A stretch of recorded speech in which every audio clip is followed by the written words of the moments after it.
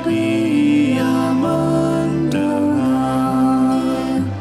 Sejak kulihat wajahnya, ku yakin pada firman-Nya dan menyerahkan bimbangku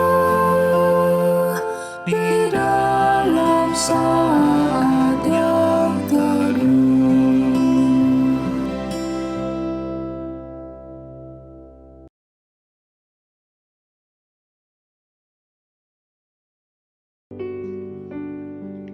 Mazmur 76 ayat 1 sampai 5. Untuk pemimpin biduan dengan permainan kecapi, Mazmur Asaf, nyanyian.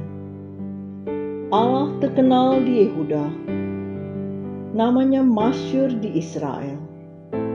Di Salem sudah ada pondoknya dan kediamannya di Sion. Di sanalah dipatahkannya panah yang berkilat, perisai dan pedang, dan alat perang. Cemerlang engkau lebih mulia daripada pegunungan yang ada sejak purba. Selamat pagi Bapak Ibu Saudari. Senang sekali hari ini, hari Selasa tanggal 15 November 2022, kita masih bisa bersekutu dalam doa bersama Jemaat GKI Surya Utama.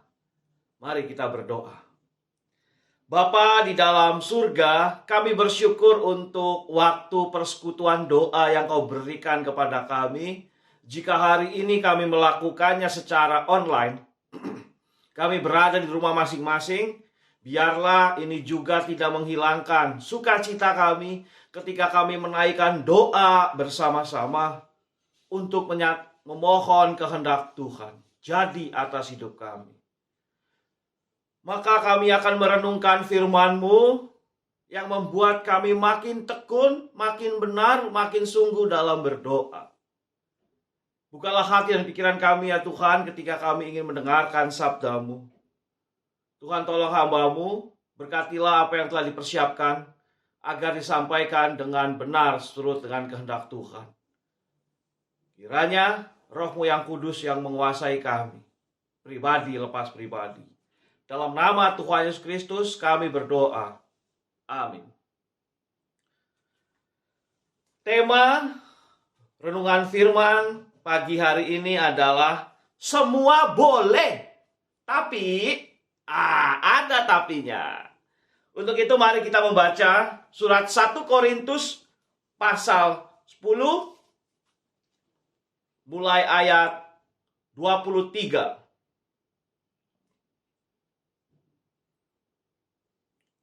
Segala sesuatu diperbolehkan, benar, tetapi bukan segala sesuatu berguna. Segala sesuatu diperbolehkan, benar, tetapi bukan segala sesuatu membangun. Jangan seorang pun yang mencari keuntungannya sendiri, tetapi hendaklah tiap-tiap orang mencari keuntungan orang lain. Kamu boleh makan segala sesuatu yang dijual di pasar daging tanpa mengadakan pemeriksaan karena keberatan-keberatan hati nurani. Karena bumi serta segala isinya adalah milik Tuhan. Kalau kamu diundang makan oleh seorang yang tidak percaya dan undangan itu kamu terima, makanlah apa saja yang dihidangkan kepadamu tanpa mengadakan pemeriksaan karena keberatan-keberatan hati nurani. Tetapi kalau seorang berkata kepadamu, itu persembahan berhala, jangan engkau memakannya. Oleh karena dia yang mengatakan hal itu kepadamu, dan karena keberatan-keberatan hati nurani. Yang aku maksudkan dengan keberatan-keberatan bukanlah keberatan-keberatan hati nuranimu sendiri, tetapi keberatan-keberatan hati nurani orang lain itu. Mungkin ada orang yang berkata, Mengapa kebebasanku harus ditentukan oleh keberatan hati nurani orang lain? Kalau aku mengucap syukur atas apa yang aku turut memakannya, mengapa orang berkata jahat tentang aku karena makanan yang atasnya aku mengucap syukur? Aku menjawab, jika engkau makan atau jika engkau minum atau jika engkau melakukan sesuatu yang lain, lakukanlah semuanya itu untuk kemuliaan Allah. Janganlah kamu menimbulkan syak dalam hati orang, baik orang Yahudi atau orang Yunani, maupun jemaat Allah. Sama seperti aku juga berusaha menyenangkan hati semua orang dalam segala hal, bukan untuk kepentinganku, tetapi untuk kepentingan orang banyak, supaya mereka beroleh selamat. Jadilah pengikutku, sama seperti aku juga menjadi pengikut Kristus. Sampai di situ pembacaan firman Tuhan. Berbahagialah setiap kita yang mau membaca firman Tuhan, memahami dan melakukannya. Saudara-saudara, semua boleh, tapi apa itu? Coba kita ingat-ingat, sudah berapa puluh tahun, berapa belas atau berapa lama dalam hidup kita menjadi pengikut Kristus? Apakah identitas kita sebagai pengikut Kristus itu membawa kita sukacita? Atau makin terbeban berat karena berbagai macam aturan-aturan, hal yang harus dilakukan, hal yang jangan dilakukan, harus begini, harus begitu. Nah, ketika menyiapkan renungan persekutuan doa pagi hari ini, saya teringat akan salah satu falsafah ya, nilai-nilai kemasyarakatan yang ada di Indramayu. Katanya begini, mengkanan, mengkenen, mengkonon. Orang itu harus mengkonon supaya hidupnya mengkenen, tidak mengkonon. Bingung pasti nih yang mengerti bahasa Cerbonan coba, atau mengerti bahasa Jawa lah. Mengkanan, mengkenen, mengkonon. Ini falsafah ini adalah mencoba untuk agar setiap orang hidupnya mawas diri. Jangan mengkanan, jangan begitu. Harus mengkenen, harus begini. Supaya mengkonon, supaya itu. Ya, mengkanan, mengkenen, mengkonon. Ini semua mencoba untuk membuat orang harus mawas diri. Nah, dalam keagamaan ada nilai-nilai kepercayaan yang kita miliki. Maka seharusnya nilai-nilai kepercayaan itu membawa kita kepada sukacita. Bukan membawa kita kepada beban, ketakutan yang berkelebihan. Jadi, nilai-nilai keagamaan, keyakinan yang kita miliki adalah rasa hormat kita kepada Allah agar kehidupan kita boleh mendatangkan kebaikan. Nah, kalau kita belajar dari jemaat di Korintus waktu itu, situasinya adalah kekristenan masih baru. Abad-abad pertama, sebagai memberikan nilai hidup baru, maka kekristenan diperhadapkan pada kepercayaan-kepercayaan yang ada. Baik nilai-nilai agama Yahudi, agama-agama di sekitar, keyakinan sekitar itu, sehingga mendatangkan perpecahan dalam kehidupan berjemaat di Korintus. Salah satu yang runcing permasalahannya yang berat adalah tentang daging yang haram atau halal. Mana yang boleh dimakan, daging mana yang boleh dimakan, daging apa yang tidak boleh dimakan. Mengkanan, mengkenen, sama kan? Iya. Nah, pada saat itu ada dua kelompok bahkan lebih, boleh ini, boleh itu. Ribut jemaat, tidak ada kesatuan. Padahal nilai-nilai Kristiani mendatangkan keutuhan persekutuan yang erat. Maka Rasul Paulus mengatakan, segala sesuatu diperbolehkan, benar, tetapi bukan segala sesuatu berguna. Segala sesuatu diperbolehkan, benar, tetapi bukan segala sesuatu membangun. Perkataan ini adalah upaya Rasul Paulus mendorong agar jemaat di Korintus sadar apa yang ia pahami, apa yang ia terima, dan apa yang ia lakukan. Itulah salah satu tujuan orang-orang beragama. Memegang aturan-aturan keagamaannya. Yaitu ia sadar hidup di bawah otoritas, di bawah kendali kehendak Allah. Untuk melakukan ini atau tidak melakukan itu, yang tujuannya adalah kesadaran sebagai umat Tuhan. Dan ketika kita melakukan nilai-nilai keagamaan kita itu dengan sadar, maka kita melakukannya dengan sepenuh hati. Maka Bapak Ibu, saudara Tuhan, semua boleh kita lakukan, tapi ingat, apa dampaknya bagi diri kita sendiri maupun bagi orang lain. Yang harus kita lakukan adalah bahwa sebagai seorang pengikut Kristus, sebagai keluarga Kristen, sebagai hamba Tuhan, sebagai pelayan Tuhan, sebagai apapun dalam hidup kita, apa yang kita lakukan mendatangkan dampak yang baik. Segala sesuatu diperbolehkan, benar, tetapi bukan segala sesuatu membangun. Artinya kita dianggap, Rasul Paulus mengingatkan bahwa engkau jemaat Korintus adalah jemaat yang dewasa, bisa mengambil pilihan sendiri, memahami dan melakukan apa yang kamu anggap benar dan mempertanggungjawabkannya. Nilai-nilai Kristiani atau nilai-nilai agama harus mendatangkan keyakinan dan tanggung jawab dalam hidup kita. Apa yang kita lakukan, kita siap mempertanggungjawabkannya di hadapan Allah dan di hadapan manusia.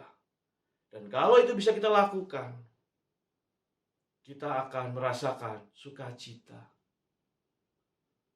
Untuk apa kita merasa sebagai orang-orang yang beriman, orang-orang yang beragama, orang-orang yang melakukan kebenaran menurut ajaran agama kita, tetapi tutur kata, perbuatan hidup kita tidak memberikan dampak yang baik bagi orang di sekitar kita?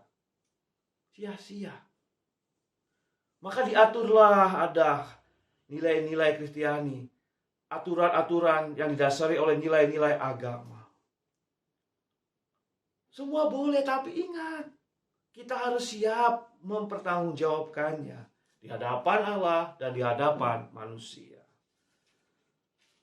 Lalu Rasul Paulus mencoba untuk mendorong agar jemaat di Korintus mawas diri, agar ia bisa menilai dirinya sendiri. Sebelum menilai orang lain, otokritik. Kritik diri sendiri dulu. Nilai diri sendiri dulu. Kalau kamu diundang makan oleh seorang yang tidak percaya, dan undangan itu kamu terima, makanlah apa saja yang dihidangkan kepadamu tanpa mengadakan pemeriksaan karena keberatan hati nurani. Tapi kalau seorang berkata kepadamu, itu persembahan berhala, jangan engkau makan. Apa artinya ini? Kita bergaul dengan semua orang. Tapi akhirnya kita harus bisa menentukan diri, mawas diri. Apa yang bisa kita lakukan adalah komitmen kita. Bukan karena dipengaruhi oleh orang-orang di sekitar kita. Dalam kehidupan keluarga, dalam kehidupan keagamaan, masyarakat, kita menjadi orang-orang, ciri-ciri orang dewasa adalah ia tahu apa yang ia perbuat dan siap mempertanggungjawabkannya. Dan ketika kita mempertanggungjawabkannya, maka kita ayo memberikan solusi-solusi yang baik dalam kehidupan kita. Karena kehidupan kita harus mendatangkan kebaikan. Janganlah kamu menimbulkan syak dalam hati orang, baik orang Yahudi maupun orang Yunani, maupun jemaat Allah. Keyakinan yang kita miliki, kita hadirkan dalam kehidupan kita bersama, dalam keluarga, masyarakat. Lalu akhirnya, ayo kita memecahkan masalah, mencari solusi. Jangan benar sendiri atau kita merasa tertindas oleh kebenaran orang lain. Kita cari solusi agar kehidupan kita bersama menjadi segala kebaikan. Nah, Bapak Ibu saudara Tuhan, kita berusaha untuk sadar akan kehidupan kita dan menjalani hidup sebagai pengikut Kristus yang mendatangkan kebaikan, memberi dampak yang baik, dan nama Tuhan dimuliakan. Rasul Paulus mengatakan, jadilah pengikutku, sama seperti aku juga menjadi pengikut Kristus. Pasal 11 ayat pertama. Semua boleh dilakukan, benar, tapi apakah itu berguna? Apakah itu mendatangkan manfaat? Dan itulah ciri orang-orang yang dewasa secara rohani. Dia bisa dan mau mempertanggungjawabkannya apa yang dia lakukan di hadapan Allah dan di hadapan sesama. Bapak Ibu saudara Tuhan, setiap kita adalah pribadi-pribadi yang unik, dengan latar belakang, dengan perjalanan kehidupan. Mari kita jalani hidup ini membiarkan Allah berkarya atas hidup kita. Kita tahu apa yang kita lakukan dan kita mengerjakan hal-hal yang benar. Untuk itu ayo kita melakukan 4 hal. 4 hal ini saya kasih akronim SUCI, S-U-C-I. Yang pertama, sadari pilihanmu. Ketika kita memilih hidup sebagai pengikut Kristus, maka kita harus merendahkan diri sebagai umat Allah dalam kasih Kristus. Kristen, kita adalah pengikut Kristus. Maka ayo, sebagai suami, sebagai istri, sebagai orang tua, sebagai anak, sebagai kerja, tunjukkanlah identitas Kristen kita. Itu yang membuat kita berbeda dengan orang-orang yang bukan Kristen. Sehingga kita layak disebut sebagai saksi-saksi Kristus dimanapun kita berada. Dan ketika kita menjadi saksi Kristus, maka hal yang kedua adalah usahakan dampak yang baik. Keyakinan yang kita miliki membuat kita tegar dalam hidup ini. Kita tidak diombang-ambingkan oleh nilai-nilai pengajaran-pengajaran yang menyesatkan. Kita mantap sebagai pengikut Kristus. Dan kita harus mengusahakan kebaikan. Dan ketika kita sudah mengusahakan kebaikan, hal yang ketiga C adalah cari solusi. Bukan hanya apa yang benar menurut kita atau menyenangkan orang lain, tapi apa nih solusinya, apa kebaikan bersama kita. Dan ketika kita dalam hidup ini mencari solusi, mencari pemecahan masalah, mendatangkan kebaikan bersama, maka hal yang keempat, iman itu mendatangkan damai sejahtera untuk diri kita sendiri maupun orang lain. Jadilah pengikutku sama seperti aku juga menjadi pengikut Kristus. Keyakinan iman Rasul Paulus yang ia pegang sampai akhir hayatnya. Bapak Ibu saudara Tuhan, semua boleh, tapi hati-hati. Ada pertanggungjawaban yang harus kita lakukan. Maka lakukan tadi. Suci, sadari pilihanmu sebagai pengikut Kristus untuk mengusahakan dampak yang baik dalam hidup bersama. Maka carilah solusi yang mendatangkan sukacita. Dengan demikian, iman kita akan mendatangkan kedamaian. Semua boleh, tapi hati-hati. Amin. Mari kita berdoa. Bapa di dalam surga, kami bersyukur ya Tuhan, Engkau memberikan kami kehidupan dalam pimpinan kasih setiamu. bahwa kehendak-Mu membawakan damai sejahtera dalam kehidupan kami. Ajarilah kami untuk selalu melihat tangan Tuhan yang terus menopang hidup kami, sehingga kami boleh menikmati kehidupan seturut dengan rancangan-Mu, karena rancangan-Mu akan membawa kehidupan yang penuh pengharapan. Bapa di dalam surga, kami bersyukur bahwa Engkau memberikan kami kekuatan, Engkau memberikan kami anugerah sehingga kami dipanggil, diterima, dilayakkan untuk menjadi umat-Mu. Maka pimpinlah kami ya Tuhan, agar kami boleh hidup seturut dengan kehendak-Mu, agar kami mampu mawas diri, kami mampu memperhatikan kehidupan kami, bahwa iman yang kami miliki, cinta kasih Kristus yang kami miliki tidak kami salahgunakan, tetapi kami menjalani kehidupan seturut dengan kehendak Tuhan, sehingga kami merasakan kebebasan, merasakan sukacita, tetapi kami tetap dalam koordinasi kehendak Tuhan. Kami bertanggung jawab secara iman Tuhan. Kami melakukan tugas-tugas kami. Dan ketika kami melakukan salah, kami mohon ampun ya Bapa. Bapa di dalam surga, pimpinlah kami ya Tuhan dalam kehidupan kami, agar kami boleh merasakan cinta kasih-Mu.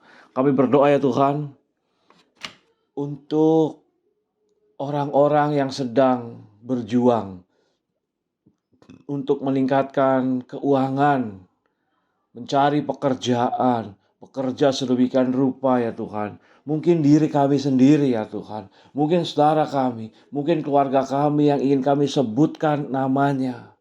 Mereka yang bekerja keras untuk meningkatkan, mencari keuangan keluarga. Berikan mereka sukacita, kejujuran dalam bekerja, sehingga mereka tidak hanya mementingkan diri sendiri Tuhan, tetapi sungguh-sungguh ketika kami bekerja, kami memuliakan nama-Mu, dan kami boleh menjadi alat di tangan Tuhan. Dalam kerja kami juga memberikan semangat pelayanan, yang artinya pekerjaan-pekerjaan kami mewujudkan damai sejahtera Allah. Bapa di dalam surga, kami bersuka cita bahwa Engkau memberikan kami kesehatan. Dengan kesehatan ini maka kami boleh menjalani kehidupan dengan penuh sukacita ya Tuhan. Maka kami teringat mereka yang sedang bergumul dalam sakit penyakit. Ada yang sedang bergumul karena virus COVID-19. Mereka harus alami dampaknya. Tuhan berkati mereka yang isoman di rumah sakit, agar boleh merasakan kekuatan cinta kasih Tuhan melalui waktu istirahat, obat-obatan, perhatian dari gereja, perhatian dari sahabat, untuk boleh memulihkan semangat menjalani kehidupan, untuk melawan virus keluar dari tubuhnya. Bapa di dalam surga, jaga juga keluarga, orang-orang di sekitar mereka yang sakit virus COVID-19, agar juga tetap menjaga kesehatan. Bapa dalam surga, kami berdoa untuk para lanjut usia Tuhan. Kiranya mungkin saudara kami, kerabat kami ingin sebutkan namanya sekarang. Orang tua kami ingin sebutkan namanya, yang sudah lanjut usia. Tuhan, berikan hati yang gembira agar orang tua kami, saudara kami yang lanjut usia boleh merasakan kekuatan cinta kasih Tuhan, menjalani kehidupan penuh makna, penuh kedamaian. Bapa di dalam surga, kami berdoa juga untuk anak-anak kami yang melaksanakan pendidikan. Tuhan tolong agar tingkat TK, SD, SMP, SMA, Tuhan kami berdoa agar mereka boleh melakukan pergaulan yang baik, pembelajaran yang baik, guru-gurunya diberikan nikmat, agar boleh mendidik anak-anak murid kami dengan penuh sukacita. Yang sedang mencari pendaftaran sekolah baru, Tuhan akan menemukan sekolah yang baru, tingkat yang baru di tahun pelajaran ke depan, penuh dengan kekuatan cinta kasih Tuhan. Bapa di dalam surga, terima kasih. Kami juga ingin berdoa untuk GKI Surya Utama, gereja kami, keluarga kami kedua, sehingga Engkau akan memberikan kami kehangatan persekutuan sebagai anggota jemaat dan simpatisan GKI Surya Utama. Bapa, tolonglah kami ya Tuhan, agar kami sebagai tubuh Kristus di GKI Surya Utama boleh mewujudkan damai sejahtera, mewujudkan shalom dalam program kerja, dalam persekutuan, dalam kesaksian, dalam pelayanan yang kami lakukan sebagai anggota jemaat dan simpatisan di tempat ini. Kami berdoa untuk majelis jemaat agar boleh melaksanakan tugas pemimpin dengan baik, penggembalaan, kepemimpinan, pengajaran, penuh dengan segala kebaikan Tuhan. Bapa di dalam surga, kami berdoa untuk pelayanan-pelayanan GKI Utama, poliklinik, posyandu, pelayanan sosial, apapun Tuhan yang kami pikirkan, yang kami rencanakan, kiranya nama Tuhan dimuliakan dalam setiap pelayanan-pelayanan kami. Bapa dalam surga, kami berdoa agar situasi pandemi ini yang masih kami harus waspadai, kami juga menjaga protokol kesehatan. Gereja juga Tuhan ketika ada kegiatan berjemaat, Tuhan menolong agar tetap melaksanakan protokol kesehatan dengan baik, sehingga persekutuan tubuh Kristus boleh dilaksanakan secara langsung, onsite, tapi juga tetap memperhatikan dengan yang baik. Kami berdoa untuk setiap hamba-hamba Tuhan, pelayan-pelayan Tuhan, di pengurus komisi, karyawan, agar semuanya merasakan kesatuan hati sebagai tubuh Kristus di GKI Surya Utama. Bapa di dalam surga, inilah doa kami yang kami naikkan di dalam nama Tuhan Yesus Kristus. Amin.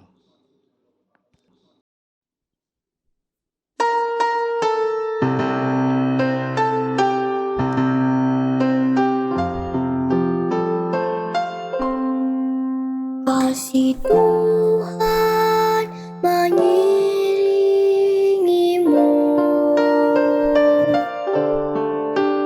dan sayapnya melindungimu.